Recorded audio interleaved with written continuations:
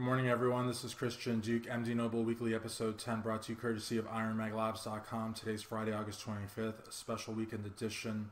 Last Tuesday, as all of you know, Dallas McCarver passed away. We didn't think it was appropriate to have a news show given those circumstances. However, today, Friday, August 25th, even more bad news.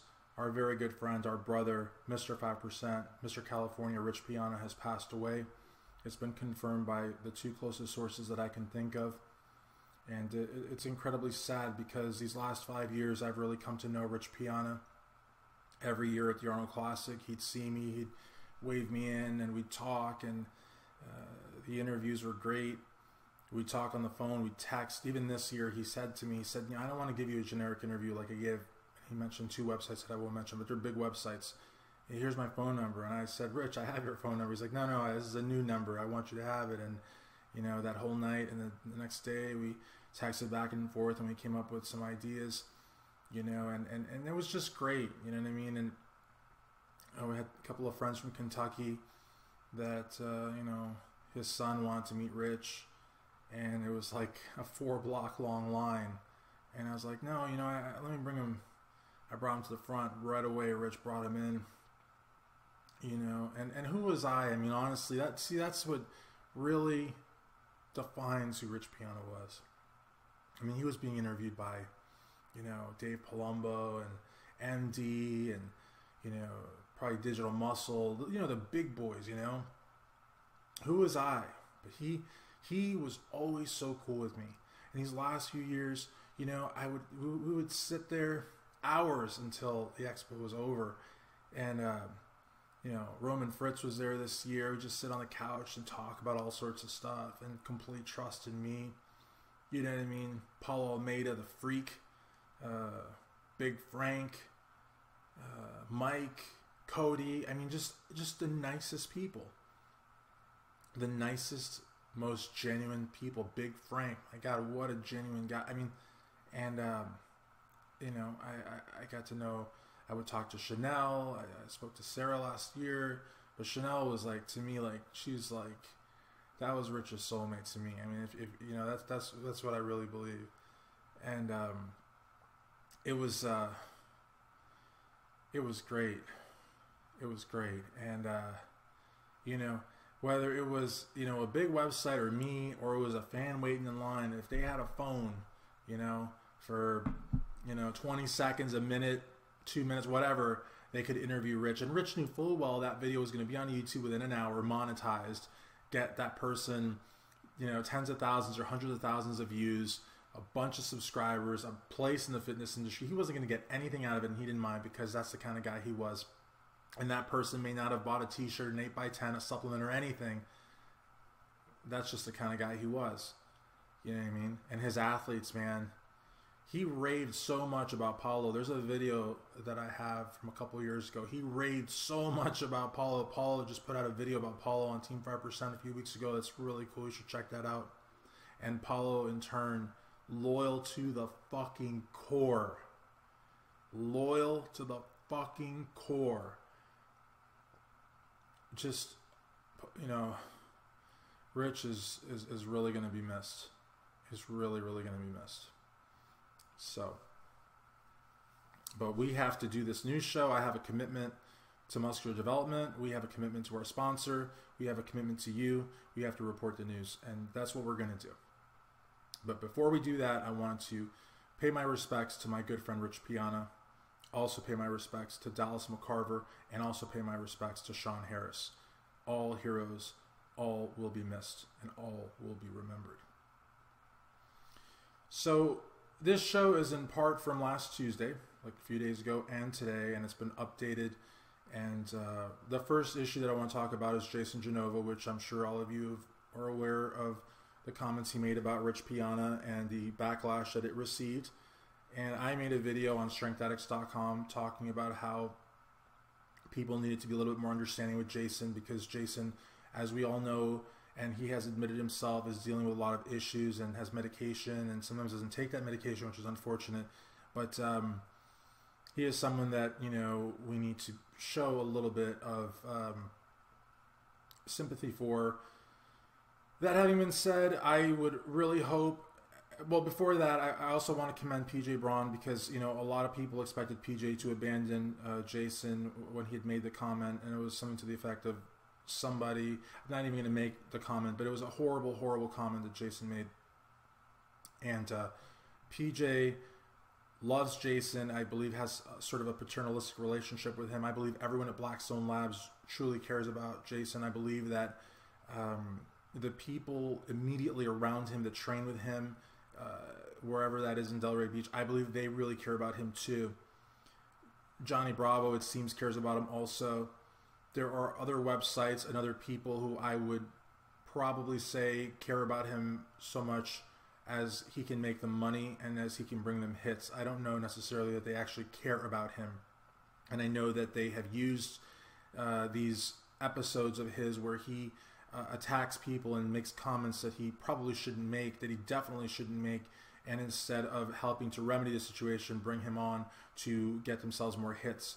I don't really have a lot of respect for those organizations or those people, and I'm not even going to mention them, but I will say that I do applaud PJ, Karen Yoakum of DealFit Pros, and of course Blackstone Labs, everyone at the Blackstone Labs family for never condoning, but always protecting Jason. They don't condone what he says. They don't condone what he does. In fact, after he offered the apology with Johnny Bravo, which a lot of people have called bullshit on, and again, I'm not going to do that here, but I'm also not going to, you know, I have no opinion on that apology, but later that night he had a YouTube or a Facebook, Instagram Live where he was asking for donations to a GoFundMe so that he could hire a prostitute. I mean, these are things that, you know, we know from videos that, you know, Jason's mom is his legal guardian and she should really step it up. PJ has no legal responsibility, but again, he feels as if he has a moral one, and I think PJ should intervene. I think the best thing that Jason could do is leave the fitness industry, but if he wants to stay in it, then he needs to be even more supervised than he already is. There's a video that was put up just 3 days ago where Jason's eating eggs in the kitchen or whatever, and he's got a sink full of dirty dishes, and the camera person, who I'm not going to say who it is, I'm pretty sure I know who it is, I don't want to just put his name in there, but the camera person says there's maggots in there, and Jason rinses them out. That's disgusting. You know what I mean? And anybody that's his legal guardian or administrator of his funds, whatever government money he gets or government assistance or whatever designation that person may have, could very easily lose it, because if, you know, Jason is living in squalor, you know what I mean, and in an unhealthy environment, not only could that person lose that designation, not only could Jason potentially lose any government assistance, but he could be thrown out of where he lives. His place could be condemned. I mean, that's unhealthy. If there's maggots, who knows what, you know, it's very, very upsetting. And it's also very upsetting that he has the ability to make these live videos and to get online and do these Order 66s and, you know, at different times attack people and have his supporters attack and threaten their families. This is a situation that really needs to be taken control of, and I don't know if it's PJ's job to do or Blackstone's job to do. I definitely know it's his mom's job to do. I'm sure she's older, and I'm sure that it's a lot easier said than done, but something needs to be done. Also, I really want to urge people. I made a video. I'm told PJ appreciated it. I know Karen appreciated it. I know I got a lot of good feedback from it, but I made a video where I'm urging people to please do not harass, do not intimidate, and by God, please do not do anything physical to Jason, whether at the Ruby or the Mr. Olympia, especially given the fact that our good friend Rich Piana has passed. Jason is not someone who is, I believe, operating on the same level as we are. And as much as what he says may infuriate us, especially given the news of today, please exercise great restraint when it comes to him. I ask you that, please.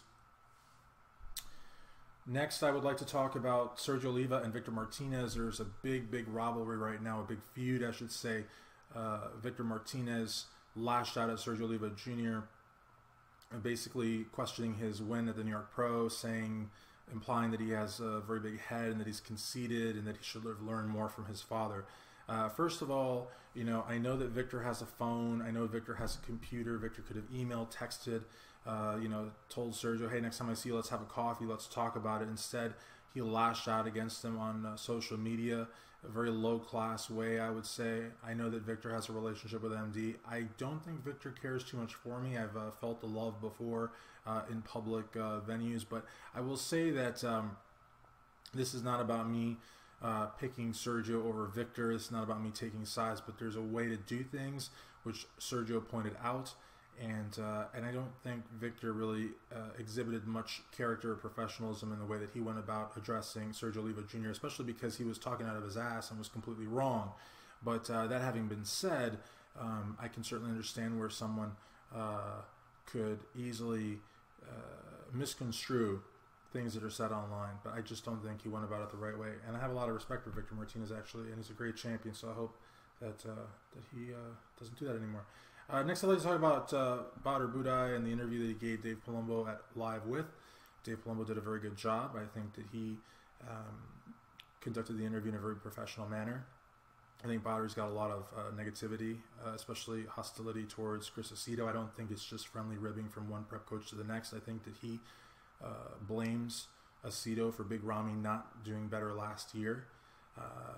Badr did basically confirm Chad Nichols' suspicions that the photos that were being leaked out as 6-week photos were actually probably like 8 or 9 or 10-week photos, and he even said that we get the bad photos. I don't know, I guess we means the Western world or everybody but Kuwait, because I know he's not putting those pictures out there. And I think that's going to give Big Ramy fans a little bit more confidence as we go to the big show, because, you know, Big Ramy has not been showing his legs, has been taking photos in really poor light and using a lot of filters and causing a lot of people to be very nervous about the idea of him even being in the top 5, much less winning the show. So again, it's one of those things where I think it was a good interview, but if you do check it out, you'll notice that he's very, very angry with Aceto. Now, one thing that Aceto has said, and I do agree with before I go to the next story, is that now all eyes are on Badr Budai. Everybody's looking at Badr Budai because now, you know, Ramy has gone to all the prep coaches. If he fails now, whose fault is it? And the last story I'd like to talk about are progress photos and lack thereof. A few days ago, Sean Fletcher Roden released some progress photos and got a lot of blowback from people that said, you know, he wasn't where he needed to be. But you don't have the size. You don't look ripped enough. But you're not where you need to be. A lot of keyboard warriors, cartoon avatar characters, no names, ages, locations, anywhere, don't know if they live, don't know if they're like bodybuilding, just people that are just talking shit online. But as a result, no one else has released any photos. I mean, you don't have photos from Dexter. There is a Road to the Olympia video that he did. Fantastic video, great outtakes, but no photos. And he's all covered up. Big Ramy, according to Badr Budai, are releasing old photos as new photos, so that doesn't count. Phil Heath released one picture where I think he's doing some sort of a most muscular, and people are saying it looks really small, but we don't know if that's an accurate photo or not. Bonac, good video of him, but he's just went to the supermarket and he's taking a bunch of vitamins. Guys, I believe you that you take a lot of vitamins, but please don't take omega-6, 3s, and 9s, and vitamin C's and potassiums and make it seem like that's what's giving you the physique that you have. It's insulting. And honestly, I know Ronnie used to do it and a lot of people used to do it. I don't really care how many times a day you take CoQ10 or, you know, what brand of vitamin C you like. I mean, let's be real. We know, you know, I don't know. I always get insulted when I see bodybuilders talk about all the vitamins they take and, you know, how they cook their chicken breasts. I mean, unless you're going to talk about the good shit, don't talk about anything at all, you know what I mean? And you shouldn't talk about the good shit because that sets a poor example.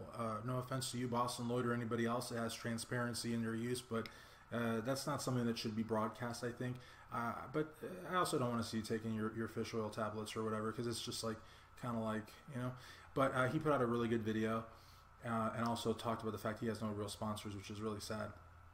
Or at least talked about the fact he doesn't have a sponsor that makes him meals or something like that. And there's like, what, like 150 of those companies. So guys, come on, hook up William Bonac with some ready-made meals, some chicken breasts and asparagus and whatnot.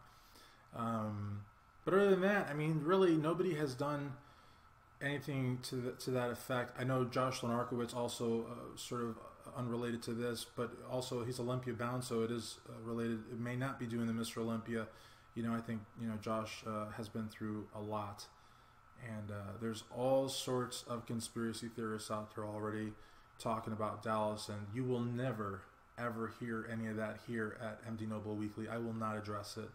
I am here to honor Dallas and honor Rich, honor Sean Harris, honor all of our fallen heroes. But I will not engage in any of that. And that's that, guys. So let's be respectful. Big fight tomorrow. Floyd Mayweather Jr. and McGregor. Don't think that Floyd is at all concerned, and I think it's going to be just like Canelo, just like Pacquiao, just like all the others. I think Floyd Mayweather Jr. is he's probably like the greatest pound for pound boxer in the world. God, I hate saying that. But it's the truth. Anyways, guys, let's keep it real. And let's do right by the memory of our fallen friends. Thank you.